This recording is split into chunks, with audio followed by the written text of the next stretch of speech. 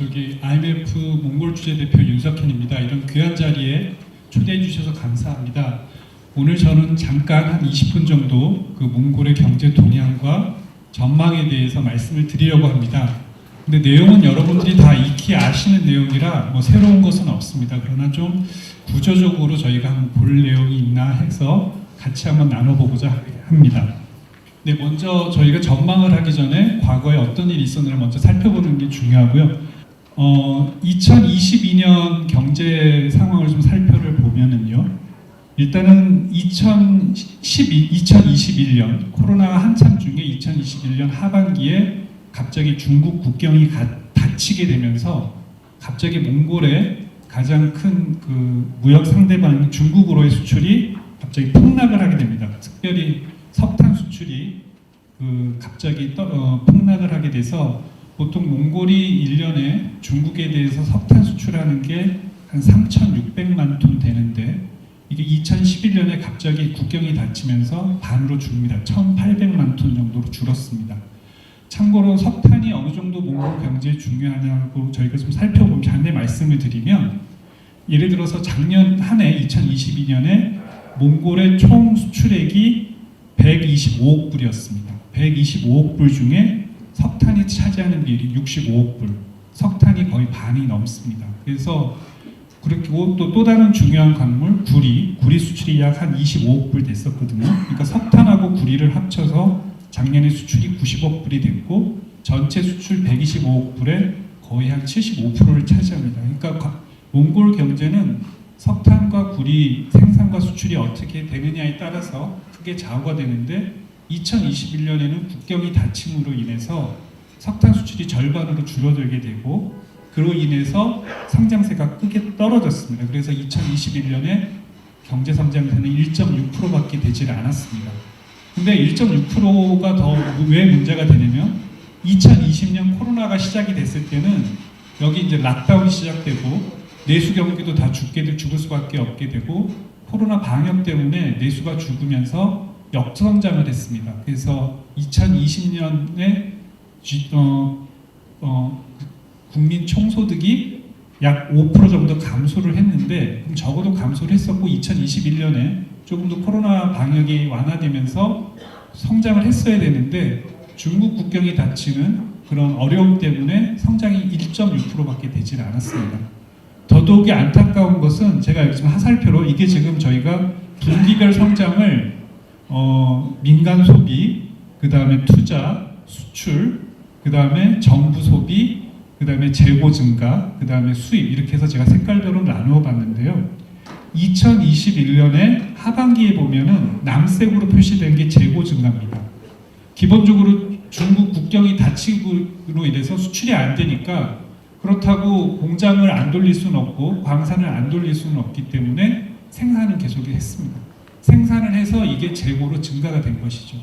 그러니까 생산을 했기 때문에 이제 저희 GDP 추기에는 잡히지만 이게 수출이 안 되니까 외화를 가져갈 수가 없고 소득이 생기는 게 아니죠. 그러니까 1.6%밖에 성장을 못한 2021년 경제도 그것도 재고 증가에 의해서 견인이 됐기 때문에 실제 국민들이 피부에 느끼는 성장은 굉장히 미약했습니다. 그러다가 2022년에 접어들면서 갑자기 중국 국경이 한 6월부터 확 열리게 됩니다. 중국 입장에서도 몽골의 석탄을 수입하지 않고서는 그 경제가 돌아가기가 힘들기 때문에 중국에서도 어쩔 수 없이 수입을 하게 됐고요. 그래서 여러분 느끼시겠지만 작년 6월부터 석탄 수출이 재개가 됐습니다. 그래서 여기 지금 보시면 제가 점선으로 하이라이트를 해놨는데 빨간색이 수출인데요. 갑자기 작년 하반기에 이 석탄 수출이 크게 경제를 견인하는 모습을 봅니다. 그래서 작년도에 석탄 수출이 1, 2, 3월 달에 석탄 수출이 100만 톤이 채 안 됐습니다. 그래서 작년 2022년 1분기 기준으로 했을 때는 이 몽골에 큰 위기가 오는 것이 아닌가. 1년에 3,600만 톤 정도 석탄을 수출해야 되는데 국경이 막힘으로 인해서 100만 톤도 한 분기에 수출하지 못할 정도로 경제가 굉장히 어려웠고 여러분도 그때 느끼셨겠지만 작년 4월에 이곳의 외환 사정이 굉장히 안 좋았습니다. 이따가 제가 표를 하나 보여드릴 텐데요. 그 이유 중에 하나도 석탄 수출이 막힘으로써 가장 중요한 외화 수입원인 그 채널이 막히니까 갑자기 4월에 외환안이 있었고 일반 은행에서는 외화를 살 수 없고 그 투구르크에 대한 그 달러화에 대한 투구르크 환율이 급격히 절하되는 그런 현상이 나타났습니다. 그래서 바로 1년 전 2022년 3월 상황에서는 저희 기관에서 굉장히 몽골 경제에 대해서 걱정을 많이 했습니다. 이 나라가 2022년을 버틸 수 있을까? 그런데 다행히도 6월에 중국으로 석탄 수출이 열리면서 석탄 수출이 재개가 됐고 작년 한 해 석탄 수출이 3,200만 톤에 달했습니다. 어느 정도로 이게 잘 된 거냐면 1사분기에 100만 톤밖에 수출 못했는데 보통 3,600만 톤을 분기별로 나누면 한 분기에 900만 톤을 수출을 해야 되는데 한 분기에 100만 톤밖에 수출을 못했는데 나머지 세 분기에 3,200만 톤 수출했으니 굉장히 잘한 것이죠. 그래서 그 석탄 수출에 힘입어서 작년에 성장을 4.8% 정도 할 수 있었습니다. 그럼 제가 이렇게 장황하게 말씀드리는 이유 중에 하나는 몽골 경제는 기본적으로 수출에 의해서 좌우되는 경제다. 기본적으로 경제의 성장을 견인하는 것은 소비, 투자, 수출 이 세 가지 항목인데요. 몽골의 경우에는 소비가 물론 견인을 할 수 있지만 기본적으로 인구가 작기 때문에 300만 인구이기 때문에 아무리 소비를 하려고 해도 소비가 경제에 미친 영향이 작습니다. 또 기본적으로 몽골의 국민 저축 자체가 낮기 때문에 그 낮은 저축률 하에서 소비를 할 여력도 없는 거고요. 그럼 소비를 하려면은 빚을 내야 되는데 빚을 내기에는 가계가 부담이 될 거고요. 그 다음에 두 번째 중요한 건 투자인데 기본적으로 몽골 국내에 저축이 모자라기 때문에 투자할 여력도 안 됩니다. 그럼 기본적으로 투자를 하려면 해외에서 투자를 해야 되는데 여러분 다 아시겠지만 몽골에 투자할 여건이 기본적으로 이렇게 해외 투자가들 입장에서 봤을 때는 그렇게 좋은 상황은 아니기 때문에 투자로 견인을 하기 또 어렵습니다. 그래서 수출이 가장 중요하다. 제가 이제 마지막으로 본 게 여기 파란색으로 제가 표시한 민간 소비입니다. 대체로 민간 소비가 어느 정도의 그 성장에 도움을 주고 있는데 작년 2021년을 보면 2021년하고 2022년 1사분기에는 소비가 상대적으로 크게 도움을 됐습니다. 이거는 코로나 상황이 되면서 일단 사람들이 움직이지 못해서 쓰지는 못했던 그 억눌렸던 소비 심리가 폭발한 것도 있고요. 그 다음에 저희가 2020년 코로나 시작이 되면서 몽골 정부에서도 현금으로 일시적인 돈을 많이 지급했습니다. 특별히 또 차일드 머니 프로그램이라고 해가지고 한 달에 2만 투구르씩 주는 걸 갖다가 아이 한 명당 10만 투구르씩 5배로 올려서 지급을 하게 되고 이 많은 정부가 푼 돈들이 실제로는 코로나 방역으로 인해서 쓸 수가 없었기 때문에 은행에 예금이 되어 있다가 이 예금이 이제 그 코로나 방역 제한이 풀리면서 활동을 하면서 인출을 해서 쓰게 돼서 소비가 경제에 도움을 줬습니다. 이제 그래서 일단 저희가 작년을 보면 기본적으로 몽골 수출이 경제에 큰 도움이 되었다. 그 다음에 소비도 그동안 코로나로 인해서 눌렸던 소비가 살아났고 또 그동안 코로나로 인해서 쓰지 못했던 돈들, 저축된 돈들이 은행권에서 빠져나오면서 그게 좀 경제를 견인했다. 이렇게 생각을 하시면 되겠습니다. 그럼 이런 것을 보고 저희가 좀 전망을 한번 해보도록 하겠습니다.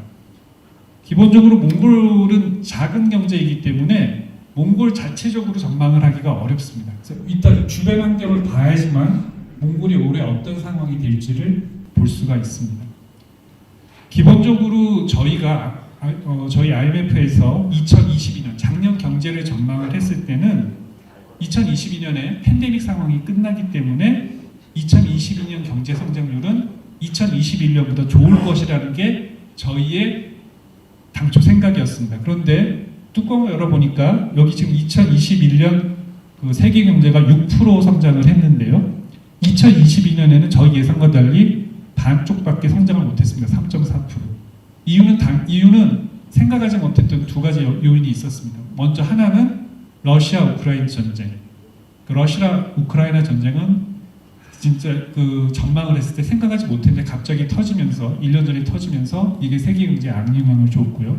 두 번째 생각하지 못했던 원인은 중국의 제로 코로나 팔러시. 중국이 코로나 제로 그 대책을 하면서 그 국경을 다 봉쇄하고 그 안에 있는 국민들도 움직이지 못하게 함으로써 세계의 공장인 중국의 경제가 일단은 주춤하면서 이게 세계 경제의 성장세를 끌어내렸습니다. 그래서 보면 중국이 보통 1년에 8% 정도 성장하는 경제였거든요. 팬데믹 전에. 그래서 2021년에도 8.1%로 성장을 했는데 2022년에는 제로 코로나 팔러스로 인해서 3%밖에 성장을 못했습니다. 그래서 그런 영향들이 미쳐서 이게 몽골에도 영향이 미쳐서 이제 2021년에 어려웠고요. 2021년은 몽골은 중국의 직격탄을 맞아서 1.6%밖에 성장 못했고 아까 말씀을 드렸고 그 다음에 이제 2022년 같은 경우를 보면은 갑자기 국경이 열리면서 석탄 수출로 인해서 몽골은 4.8%로 성장을 했습니다. 그러면 올해 2023년은 어떻게 될 것이냐? 기본적으로 지금 올해 저희가 예상하는 거는 작년보다 세계 경제는 더 어려울 것이다. 물론 나라별로 차이는 있지만 가장 큰 이유는 지금 세계적으로 인플레이션이 문제입니다. 그리고 팬데믹 상황에 과감히 풀었던 유동성을 제대로 수속을 하지 못함으로 인해서 이 유동성이 계속 인플레이션을 지금 밀어붙이는 상황이고요. 이런 상황이라서 여러분들 다 아시겠지만 뭐 한국도 그렇고 미국도 그렇고 다 지금 정책 금리를 열심히 올리는 중입니다. 풀렸던 유동성을 지금 끌어당기기 위해서 다시 회수소하기 위해서는 금리를 올리는 수밖에 없고 미국도 굉장히 공격적으로 금리를 올렸지만 최근에 아직 인플레 상황이 좀 완화되는 것 같아 다시 더 오를 기미를 보이니까 이제는 금리를 올리는 것에 추가해서 기존의 중앙은행에서 대출해줬던 대출 자원을 직접 회수하는 그 대차대조표를 줄인다고 하는데요. 중앙은행 대차대조표를 줄여서 풀려나갔던 돈을 직접 빨아당기고 있습니다. 이렇게 된다면 일단 국제 자금 시장이 경색이 되고 일단은 금리를 올리게 되니까 기업이나 가게에서 돈을 빌리기가 어려워지니까 기본적으로 올해 세계 경제는 작년보다 성장세가 둔화될 거다. 그래서 저희가 올해 한 2.9%를 보고 있고요. 아시아 같은 경우에는 그렇지만 기본적으로 그 아시아의 보통 연평균 성장세를 저희가 5에서 6%를 보고 있는데 계속 팬데믹으로 인해서 그거를 작년 같은 경우 3.8%밖에 못했습니다. 그래서 그 선진국들은 공격적인 금리 인상으로 인해서 아무래도 좀 어렵긴 하겠지만 아시아 개도국들 중심으로는 그래도 기저효과로 인해서 좀 더 반등이 되지 않겠냐 해서 저희가 아시아 같은 경우에 4.7% 특히 아시아의 개발도상국들 같은 경우에는 5.3% 정도를 보고 있습니다. 그래서 이런 측면에서 몽골 기본적으로 여건을 보면 중국도 이제 제로 코로나 팔러스를 없앴기 때문에 작년에 3% 성장에서 벗어나서 5.2 정도는 성장할 수 있을 거다. 그럼 기본적으로 중국 성장세가 좋아지면 몽골에 대한 몽골 제품에 대한 수입 수요가 늘어날 것이고 기본적으로 또 세계 경제가 어렵긴 하지만 특히 몽골 같은 경우는 그 구리 세계 요즘 전기차 시장에 대해서 각광을 받고 있기 때문에 구리 수출도 증가하고 특히 여러분 다 아시지만 이제 다음 월요일부터 그 오유톨고의 그 지하 광산이 생산이 재개됩니다. 이런 걸로 인해서 몽골 경제 기본적으로 올해 좋을 거다. 그런데 저희는 지금 4.5% 정도로 좀 낮게 봤습니다. 지금 다른 기관은 7%까지 보는 기관도 있는데 저희는 4.5% 정도를 보게 되었는데요. 그 이유를 제가 말씀을 드리겠습니다. 기본적으로 아까 말씀을 드렸지만 몽골 경제는 수출에 의해서 좌우되는 경제다. 여기 보면 제가 수출을 지금 녹색으로 표시를 했는데 2023년에도 수출이 기본적으로 몽골 경제를 견인할 거다. 특히 석탄 수출이 지금 작년처럼 계속 잘 진행이 될 것이고 구리 수출도 세계 전기차 수요, 배터리 수요에 힘입어서 또 오유톨고의 지하광산이 이제 생산이 되니까 그에 힘입어서 견인을 할 거다. 그런데 차이가 뭐냐면 소비입니다. 제가 아까 말씀을 드렸지만 일단 지금 그 저희들이 민간들이 그 은행이 갖고 있는 저축액을 보면 2022년에 기동하는 저축했던 거를 다 지금 인출한 걸로 나와 있어요. 그래서 다른 측면에서 보면 은행들이 기존에 풍부한 유동성을 갖고 있었는데 그 예금 자원이 다 빠져나가니까 은행에서 그걸 다 지금 대처하다 보니까 지금 은행권에서 유동성이 모자라는 상황이고요. 투구로 유동성이 모자라는 상황이고, 여러분들 여기 기업하시면서 대출 많이 쓰시겠지만 물론 금리가 비싸기도 하지만 요즘 대출이 어려운 상황 중에 하나는 은행들이 가용해서 쓸 수 있는 대출 재원이 많이 없습니다. 작년에 소비를 위해서 예금 자원이 많이 줄어들었기 때문에, 그래서 올해는 소비 여력이 좀 줄어들 것이다. 그래서 수출은 계속 잘 되겠지만 소비 여력이 줄기 때문에 아무래도 작년보다는 성장세가 좀 덜하지 않을까. 또 소비가 줄면 기본적으로 몽골에는 여기가 프로덕션 베이스가 없기 때문에 모든 소비는 수입으로 직결이 되는데 수입이 같이 줄지 않을까.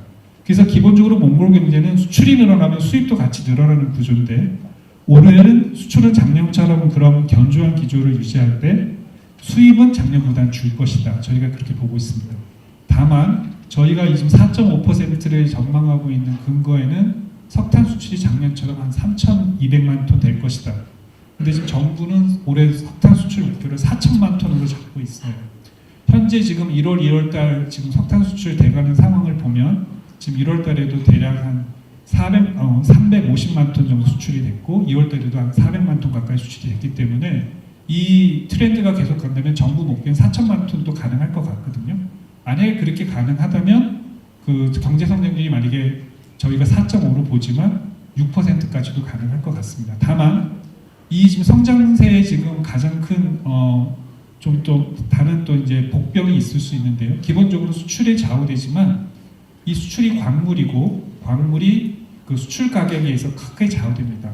여러분 잘 아시겠지만 특히 구리 가격 같은 경우는 널뛰기가 심해가지고 불과 1년 반 전에 구리 가격이 톤당 12,000불까지 갔던 게 작년 한 해에는 심지어 7,000불까지 떨어진 적도 있었고요.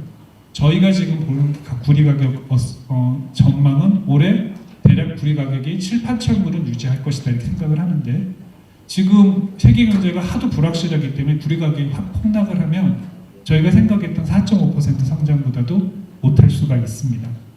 또한 지금 미국이 어떻게 금리 정책을 펼칠지가 미지수인데, 미국의 금리 정책이 더욱더 공격적이 된다면 국제 금융시장은 더 얼어붙게 될 거고요. 기본적으로 외채가 많은 몽골 입장에서는 그 금리 부담이 커지기 때문에 그게 국가 경제를 운영하는 데 있어서 재정에 큰 부담이 될 것이고요. 그렇게 되면 재정 지출도 제약을 받을 수 있기 때문에 그게 또 이 4.5%보다는 또 낮게 성장할 수 있는. 그래서 실제로 저희가 중간값을 4.5로 보지만 상방 리스크도 있고 하방 리스크도 있다 이렇게 보고 있습니다. 기본적으로 이제 미디엄텀을 보면 2024년, 25년을 보면 저희는 대략 한 5% 성장은 계속 가능할 것으로 보고 있습니다. 저희가 파악하는 몽골의 잠재 성장률을 한 5%로 보고 있는데요. 별다른 정치적인 악재가 발생하지 않고, 특히 코로나 같은 그 생각하지 못했던 악재가 발생하지 않는 한 앞으로 중장기적으로 5% 성장은 계속 가능할 거로 보고 있습니다. 제가 너무 장황하게 설명을 드렸는데요. 이제 다음으로는 지금 몽골 경제가 당면하고 있는 문제들이 몇 가지를 해서 한번 살펴보도록 하겠습니다. 먼저 인플레이션 문제입니다. 여러분 잘 아시지만 몽골은 인플레이션이 워낙 높은데요. 지금 중앙은행에서는 인플레이션이 좀 떨어지고 있다고 굉장히 강조를 하고 있는데, 기본적으로 몽골의 인플레이션은 그 중앙은행 정책 때문에 이게 인플레이션이 높아지고 낮아지고가 아니라 주로 해외 요인에 의해서 결정이 됩니다. 몽골의 인플레이션을 결정하는 가장 큰 두 가지 요인은 국제 유가하고 그 다음에 국제 식료품 가격입니다. 그러니까 이 국제 유가와 식료품 가격은 몽골 중앙은행이 통제할 수 없는 부분이기 때문에 그 몽골 중앙은행이 현재 본인들이 잘해서 지금 인플레이션이 통제되고 있다고 하지만 그거에는 한번 다시 재고할 필요가 있습니다. 특별히 제가 지금 이 하이라이트를 친 거는 뭐냐면 각국 중앙은행이 인플레이션 타겟이 있습니다. 현재 몽골 중앙은행 같은 경우는 인플레이션 타겟이 8%입니다. 근데 현재 인플레이션이 지금 2월달 인플레이션이 한 11% 정도 나왔어요. 그러니까 타겟에 비해서 한 3%포인트씩 높은데요. 그럼 이게 각국의 중앙은행이 갖고 있는 타겟 대비 실제 인플레이션이 얼마만큼 벗어났는지를 보면 아시아 나라만 봤을 때 몽골이 1등입니다. 두 가지 요인이 있을 수 있어요. 이게 지금 이제 타겟에서 벗어난 거기 때문에 인플레이션 타겟을 너무나 보수적으로 잡았기 때문에 이 데비에이션이 클 수 있든 그렇게 악유할 수도 있고요. 아니면 인플레이션 자체가 높기 때문에 이렇게 데비에이션이 크다고 볼 수 있는데 몽골의 경우에는 후자입니다. 몽골의 인플레이션 타겟 8%는 다른 나라에 비하면 굉장히 높습니다. 여러분 잘 아시겠지만 미국 선진국이지만 미국의 인플레이션 타겟 2%고요. 저희 모국 한국도 인플레이션 타겟이 2%입니다. 그리고 중국도 인플레이션 타겟을 3%로 갖고 있습니다. 근데 몽골 8%는 굉장히 높은 타겟임에도 불구하고 실제 나타나는 인플레이션은 굉장합니다. 그러면 제가 좀 이따 설명을 드릴 텐데요. 중앙은행 입장에서는 공격적으로 금리를 작년에 6%에서 올 초에 13%까지 7%포인트를 과감히 올렸다고 얘기는 하고 있습니다. 중앙은행이 금리를 올렸음에도 불구하고 왜 인플레이션이 떨어지지 않는 걸까요? 두 가지 요인이 있는데 아까 제가 말씀드린 대로 기본적으로 몽골의 인플레이션은 해외 요인에 의해서 결정이 되는 거고 두 번째는 환율입니다. 작년에 달러화 대비 투그룹 환율이 20% 이상 절하가 됐습니다. 기본적으로 해외에서 들어오는 물품의 가격이 환율로 인해서 20%가 올라가는 것이죠. 그럼 적어도 해외 요인을 통제할 수는 없지만 환율 부분에 대해서는 몽골 중앙은행이 할 수 있는 게 있습니다. 환율이라는 여러분 아시겠지만 외화의 수요와 공급에 의해서 결정되는데 기본적으로 아까 제가 말씀드렸지만 작년에는 외화가 계속 모자랐거든요. 그럼 외화가 계속 모자라는 이 상황을 해결하기 위해서는 기본적으로 외화의 공급을 늘리든지 아니면 외화의 수요를 줄여야 되는데 외화의 공급을 갑자기 늘리기는 어렵습니다. 외화의 공급을 늘리려면 몽골 같은 경우는 수출을 할 수밖에 없는데 수출은 몽골의 노력으로 될 수 있는 게 아니라 상대방이 응해줘야 되거든요. 중국이 응해줘야 되거든요. 그러니까 외화가 모자랐을 때 환율이 압력을 받고 있을 때 할 수 있는 거는 외화의 수요를 줄여야 됩니다. 외화의 수요를 줄인다는 거는 기본적으로 씀씀이를 줄여야 되는 것이거든요. 근데 몽골 중앙은행이 금리를 올려서 씀씀이를 줄이려고 했지만 그게 약발이 안 먹혔다는 겁니다. 그거에 대해서 제가 좀 이따 다시 말씀을 드리겠습니다.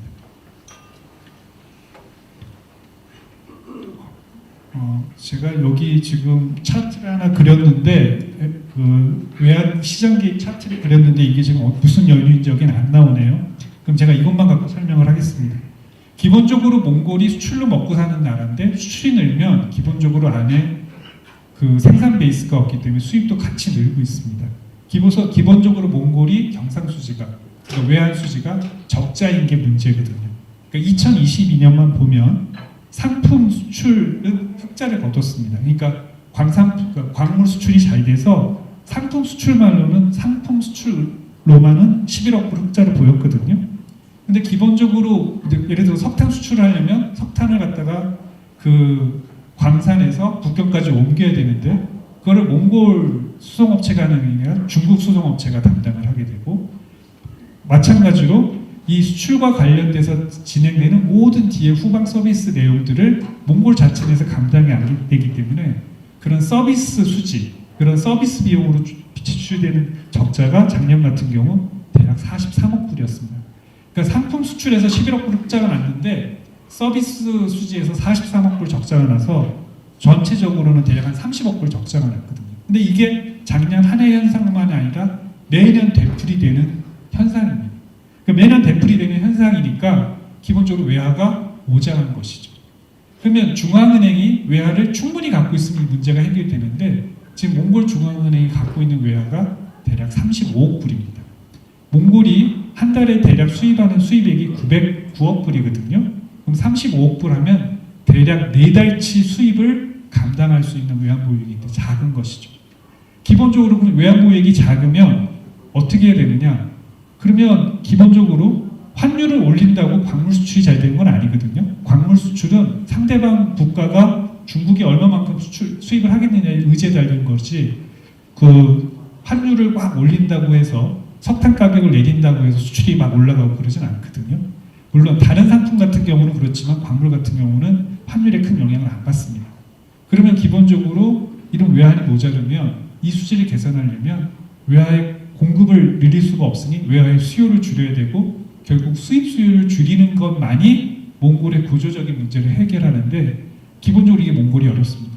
결국은 허리띠를 졸라매는 게 가장 필요한 일인데 허리띠 졸라매는 거를 모든 사람들이 싫어합니다. 일단 쓰고 보자 심리가 강하기 때문에 저축하는 거에 대한 생각이 별로 몽골 국민들의 그 마인드셋에 없기 때문에 쓰고자 하는 유인이 강하기 때문에 이 긴축 정책이 환영을 받지 못하고 긴축 정책을 하지 않으면 현재 당면 과제인 이 외환이 부족한 현상을 시정할 수가 없는 상황입니다.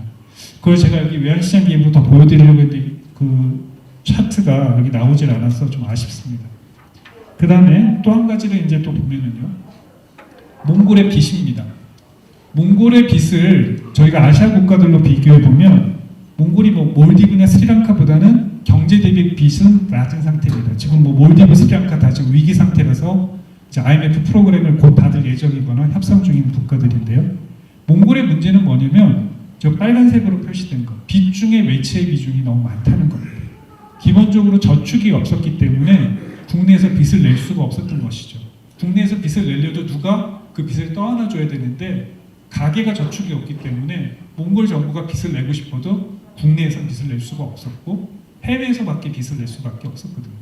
그러니까 외채로만 본다면 지금 이 아시아 주요 국가를 봤을 때 몽골이 단연 1등입니다. 지금 여기 보면 이게 지금 정부 부채만 제가 표현을 했는데 민간의 외채까지 포함을 해서 본다면 경제 규모의 한 270% 정도 되고요. 그게 전 세계 191개국을 1등부터 꼴등까지 세워놓으면 몽골이 한 188등 정도 합니다.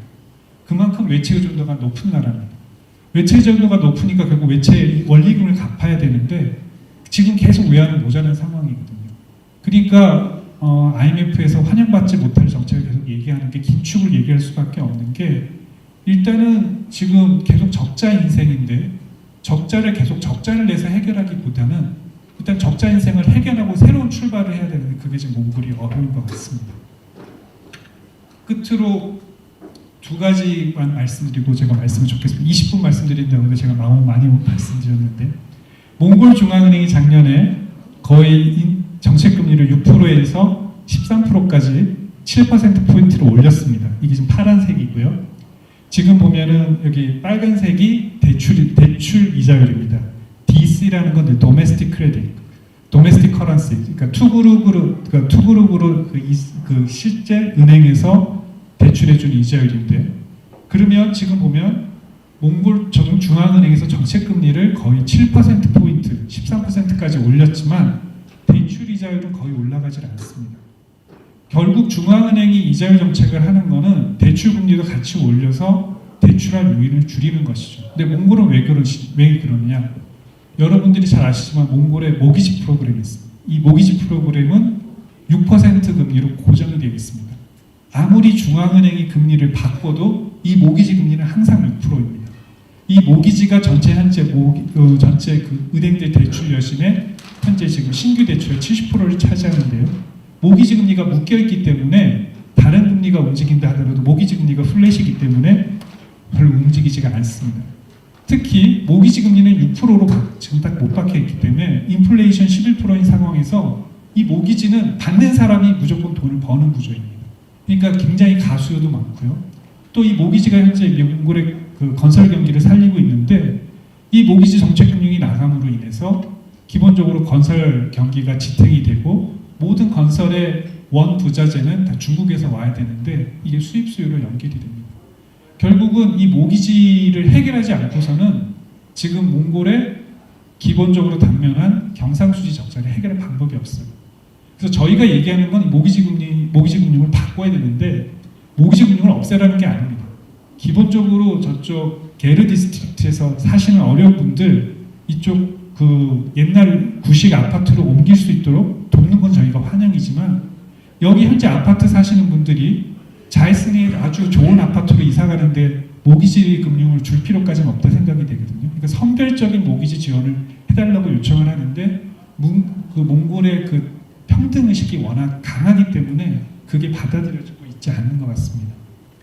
마지막으로 이제 정부 지출의 구성 요인을 보겠습니다. 이게 이제 정부 지출인데요. 제가 지금 가르치고 싶은 건 이 빨간색 트랜스퍼. 지금 보면은 그 팬데믹으로 인해서 정부 지출 수요가 많이 늘었고, 여러분 뭐 2020년, 21년 기억하시겠지만 정부가 일회성으로 현금 지급도 했었고, 아까 말씀드린 차일드 머니 프로그램은 5배나 증가해서 지금 지출을 하고 있습니다. 근데 이게 지금 몽골이 재정이 튼튼하다면 아무 문제가 없는데 몽골 재정도 계속 적자 재정이거든요.